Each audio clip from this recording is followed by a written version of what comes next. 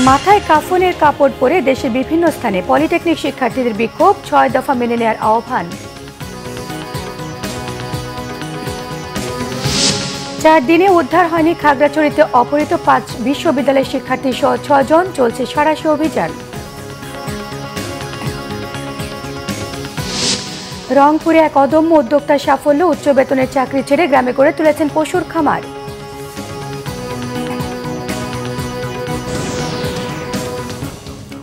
দেখছিলেন crown cement সংবাদ শিরোনাম। ৬ দফা দাবি আদায় দেশের বিভিন্ন জায়গায় কাফনের কাপড় পরে বিক্ষোভ করেছেন পলিটেকনিক ইনস্টিটিউটের শিক্ষার্থীরা। দুপুরে ময়মনসিংহ পলিটেকনিক ইনস্টিটিউটের সামনে থেকে বিক্ষোভ মিছিল বের হয়ে নগরীর চরপাড়া মোড় ঘুরে আসে। কুমিল্লায় শিক্ষার্থীদের ওপর পুলিশের হামলার ঘটনায় প্রশাসনকে ক্ষমা চাওয়ার আহ্বান জানিয়েছেন বিক্ষুব্ধরা। বিক্ষোভ মিছিল এবং অবস্থান কর্মসূচি পালন করেছেন সিলেট পলিটেকনিক ইনস্টিটিউটের শিক্ষার্থীরাও। ক্যাম্পাসে এই কর্মসূচি পালন করেন তারা। মাথায় কাফনের কাপড় বেঁধে মিছিল সহকারে ক্যাম্পাসে জড়ো হন তারা। ৬ দফা বাস্তবায়নের দাবি এবং কুমিল্লায় পলিটেকনিক শিক্ষার্থীদের উপর হামলার প্রতিবাদে মাথায় কাফনের কাপড় পরে মিছিল করেছেন নরসিংদী পলিটেকনিক ইনস্টিটিউটের শিক্ষার্থীরা। ইনস্ট্রাক্টরদের অবৈধ পদোন্নতি রায় হাইকোর্ট কর্তৃক বাতিল, ক্রাফট ইনস্ট্রাক্টর পদবি পরিবর্তন, মামলার সঙ্গে সংশ্লিষ্টদের স্থায়ীভাবে চাকরিচ্যুত করা সহ ৬ দফা মেনে নেওয়ার দাবি জানিয়েছেন শিক্ষার্থীরা। খাগড়াছড়িতে অপহৃত চট্টগ্রাম বিশ্ববিদ্যালয়ের ৫ শিক্ষার্থী সহ ৬ জনকে উদ্ধারে সাঁড়াশি অভিযান চালানো হচ্ছে। অপহরণের পর ৩ দিনেও তারা উদ্ধার না হওয়ায় উদ্বেগ উৎকণ্ঠা বেড়েছে পরিবারগুলোতে। পুলিশ সুপার মোহাম্মদ আরিফিন জুয়েল জানিয়েছেন, সেনাবাহিনীর নেতৃত্বে যৌথ অভিযান চলছে। সেই সঙ্গে বিভিন্ন সড়কে জোরদার করা হয়েছে নিরাপত্তা ব্যবস্থা। গত মঙ্গলবার বৈশাখী উৎসব শেষে বাড়ি ফেরার পথে পানছড়ি সড়কের গিরিফুল এলাকায় অস্ত্রের মুখে তাদেরকে অপহরণ করা হয়। অপহৃতরা হচ্ছেন চট্টগ্রাম বিশ্ববিদ্যালয়ের আন্তর্জাতিক সম্পর্ক বিভাগের শিক্ষার্থী রিশান চাকমা, চারুকলা বিভাগের মৈত্রীময় চাকমা, নাট্যকলা বিভাগের দিব্যি চাকমা, প্রাণীবিদ্যা বিভাগের লঙ্গিম রো এবং চারুকলা বিভাগের অলড্রেন ত্রিপুরা। তাদের বহনকারী অটোরিকশা চালককে অপহরণ করা হয়েছে। চট্টগ্রামের মেরিন ড্রাইভ থেকে দেশি বিদেশি মাদক এবং 2টি দেশীয় অস্ত্র জব্দ করেছে কোস্টগার্ড। সকালে কোস্টগার্ড মিডিয়া কর্মকর্তা লেফটেন্যান্ট কমান্ডার সিয়ামুল হক বিষয়টি নিশ্চিত করেন। তিনি জানান, গোপন সংবাদের ভিত্তিতে রাতে নগরীর বন্দর থানার আনন্দবাজারে পচারখাল এলাকায় অভিযান চালানো হয়। পরে মেরিন ড্রাইভের পাশে ঝোপের ভেতর থেকে 2টি বস্তা থেকে 5 কেজি 700 গ্রাম গাঁজা, 39 ক্যান বিয়ার, 3 বোতল বিদেশি মদ এবং 2টি দেশীয় অস্ত্র জব্দ করা হয়েছে। সড়ক দুর্ঘটনায় ময়মনসিংহ, চুয়াডাঙ্গা, হবিগঞ্জ এবং সিরাজগঞ্জে মোট 10 জন নিহত হয়েছে। ঢাকা মাওয়া এক্সপ্রেসওয়েতে একাধিক যানবাহনের সঙ্গে সংঘর্ষে বাসের ছাদ উড়ে গেলেও এ অবস্থায় 5 কিলোমিটার চালিয়ে গেছেন চালক। ময়মনসিংহের ভালুকায় মাইক্রোবাস এবং সিএনজির মুখোমুখি সংঘর্ষে 2 জন নিহত হয়। পুলিশ জানায়, ভালুকাগামী একটি মাইক্রোবাস নিয়ন্ত্রণ হারিয়ে সিএনজিকে চাপা দেয়। চুয়াডাঙ্গায় বাসের ধাক্কায় ব্যাটারি চালিত ভ্যানের চালক সহ প্রাণ গেছে 2 জনের। পুলিশ জানিয়েছে, ভোরে একটি ভ্যান সিরাজগঞ্জ বাজারে যাচ্ছিল, পথে একটি বাস ভ্যানকে ধাক্কা দেয়। এতে ঘটনাস্থলেই নিহত হন 2 জন। অন্যদিকে ঢাকা মাওয়া এক্সপ্রেসওয়েতে কয়েকটি যানবাহনের সঙ্গে সংঘর্ষ হয় একটি বাসের। এতে উড়ে যায় বাসের ছাদ। এ অবস্থায় চালক বাসটি না থামিয়ে আরও দ্রুত গতিতে চালিয়ে যান অন্তত 5 কিলোমিটার। এ ঘটনায় আহত হয়েছে 6 জন। বৃহস্পতিবার রাতে হবিগঞ্জের মাধবপুরে ট্রাক চাপায় পিকআপের 4 আরোহী নিহত হয়। আহত 10 জনকে হাসপাতালে চিকিৎসা দেওয়া হচ্ছে। এছাড়া সড়ক দুর্ঘটনায় সিরাজগঞ্জে নিহত হয়েছে আরও 2 জন। দুপক্ষের সংঘর্ষে খাগড়াছড়ি এবং ভৈরবে 2 জন নিহত হয়। পুলিশ জানায়, বৃহস্পতিবার রাতে খাগড়াছড়ি রামগড় তৈচালপাড়ায় সাদ্দামের গরু ঘাস খায় মর্তুজা আলী জমিরের। বিষয়টি সালিশ করে মীমাংসা করা হলেও দুপক্ষের মধ্যে কথা কাটাকাটি এবং হাতাহাতি শুরু হয়। এক পর্যায়ে সংঘর্ষ বাধে। এতে গুরুতর আহত 3 জনকে চট্টগ্রাম মেডিকেল কলেজ হাসপাতালে নেওয়ার পর মারা যান 1 জন। এদিকে ভৈরবের ভবানীপুর 2 বংশের আধিপত্য বিস্তার নিয়ে সংঘর্ষ হয়। এতে 1 জন নিহত হয়, আহত হয় অন্তত 20 জন। ভৈরব থানার ওসি খন্দকার ফুয়াদ রুহানি জানান, যৌথ বাহিনীর সদস্যরা দ্রুত ঘটনাস্থলে গিয়ে পরিস্থিতি স্বাভাবিক করে। বেসরকারি কোম্পানির উচ্চ বেতনে চাকরি ছেড়ে গ্রামে গিয়ে গড়ে তুলেছেন পশুর খামার। প্রাকৃতিকভাবে গরু, ছাগল, মুরগি পালন এবং মাছ চাষ করে বছরে আয় করছেন অর্ধ কোটি টাকা। কর্মসংস্থানের সুযোগ করে দিয়েছেন স্থানীয়দের। রংপুরের এই উদ্যোক্তার গল্প জানাচ্ছেন জুয়েল আহমেদ। প্রাকৃতিকভাবে পশুখাদ্য তৈরি করে 2 চাকার বাহনে ছুটে চলেন উদ্যোক্তা বাবু।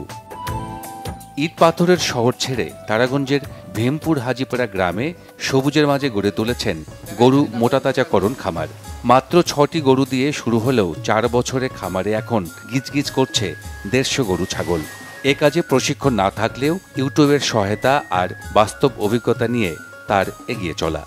প্রত্যেকটা যুবক ভাই যারা চাকরি পেছনে ঘুরতেছে তাদেরকে আমি বলবো যে তারা যেন চাকরির পেছনে না ঘুরে তারা একটু চিন্তা করে নিজে কিভাবে স্বয়ংসম্পূর্ণ হওয়া যায়। তারা হয়তো যাকে যেটা ভালো লাগে সে যেন সেটা দিয়েই শুরু করে। তো আমার চিন্তা ভাবনা হচ্ছে যে আমি আমার এই খামারটাকে একটা এমন পর্যায়ে নিয়ে যাব যাতে যেন গ্রামবাসী আমার এই খামারটা দেখে উদ্বুদ্ধ হয়। বাবুর এই অনন্য উদ্যোগে খুশি প্রান্তজনরা, বিস্মিত স্থানীয় মানুষজন। মনে মনে খুব ভালো করে দেখি আমরাও যদি 2-1টা করে গরু পুষতে পারি বাবুর মতো। এই খামারে কাজ করে আমরা সারা বছর মনে করেন যে 10-12 জন কাজ করতে পারি। কাজ করতেছি, টাকাও পাচ্ছি এবং শিখতেছিও। ভবিষ্যতে আমি নিজেও যদি এরকম কিছু করতে চাই তাহলে তখন আমার জন্য সহজ হয়ে যাবে। খামারের উচ্ছিষ্ট না ফেলে তৈরি করছেন জৈব সার, 3 একর জমিতে চাষ করছেন দেশীয় জাতের মাছ। এ ধরনের উদ্যোগে শিক্ষিত তরুণরা এগিয়ে এলে দেশের অর্থনীতি শক্ত হবে বলে আশা প্রাণী বিশেষজ্ঞদের। উনি সম্পূর্ণ প্রাকৃতিক উপায়ে কোনো ধরনের কোনো স্টেরয়েড, কেমিক্যাল, হরমোন এগুলির ব্যবহার ব্যতিরেকে মাংস উৎপাদনের জন্য গরু এবং ছাগল উৎপাদনের কাজ করে যাচ্ছে। আমরা সকল তরুণ উদ্যোক্তাকে জানাবো যে আপনি নিজে চাকরির পিছনে ছোটা নয়, বরঞ্চ অন্যের জন্য কর্মসংস্থান তৈরি করার সুযোগ করে দেন এবং নিজেও স্বাধীনভাবে আত্মনির্ভরশীল হয়ে এরকম খামার গড়ানোর কাজ শুরু করেন।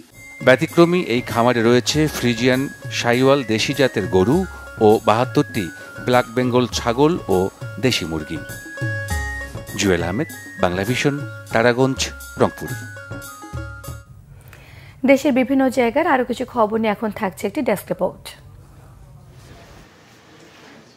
স্বচ্ছতা এবং জবাবদিহিতা ছাড়া কোনো আধুনিক সমাজ হয় না বলে মন্তব্য করেছেন প্রধান উপদেষ্টার বিশেষ সহকারী মনির হায়দার। সকালে মেহেরপুর জেলা প্রশাসকের কার্যালয়ের হলরুমে এক আলোচনা সভায় প্রধান অতিথির বক্তব্যে তিনি এ মন্তব্য করেন।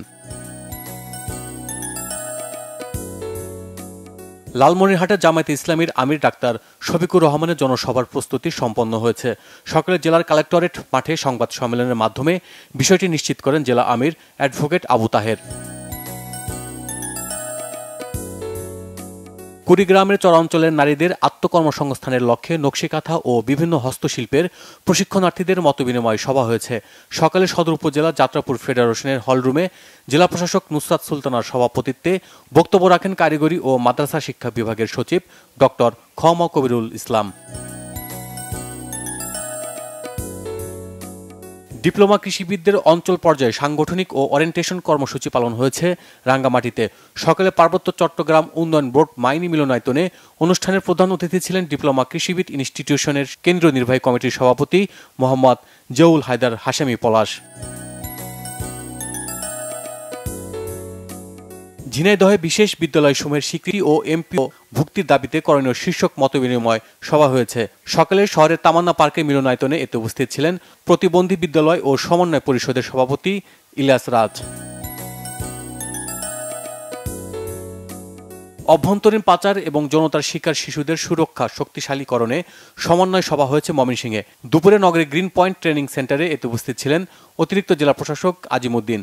এদিকে 1971 সালের 17 এপ্রিল পাক বাহিনীর প্রথম বিমান হামলায় গফরগাঁওয়ে নিহত 19 শহীদের 54তম স্মরণ সভা ও দোয়া মাহফিল হয়েছে। মাদারীপুরের ডাসারে গ্রিস প্রবাসীর বাড়ি থেকে নগদ অর্থ ও স্বর্ণালংকার লুটপাটের অভিযোগ উঠেছে। উপজেলার বাগরিয়া গ্রামের প্রবাসী বাবুল খানের বাড়িতে এ ঘটনা হয়। ভুক্তভোগী পরিবারের সদস্যরা জানায়, বাড়ির পাশের জমিতে মাছ চাষের জন্য ভেকু দিয়ে ঘের কাটতে গেলে চাঁদা দাবি করে এলাকার কিছু দুষ্কৃতিকারী। পরে ভেকু ভাঙতে যায় তারা, বাধা দিলে বাড়িতে লুটপাট করে সন্ত্রাসীরা। Bangla vision news desk. এই ছিল এখনকার মতো। পরের সংবাদ সন্ধ্যে 7:30টায় দেখার আমন্ত্রণ রইল। এছাড়া বাংলা ভিশন সংবাদ ও সংবাদ সংশ্লিষ্ট অনুষ্ঠান দেখতে ভিজিট করুন www.bbnews24.com, facebook.com/banglavisionnews-এ সাবস্ক্রাইব করুন, youtube.com/banglavision। সঙ্গে থাকায় সবাইকে ধন্যবাদ।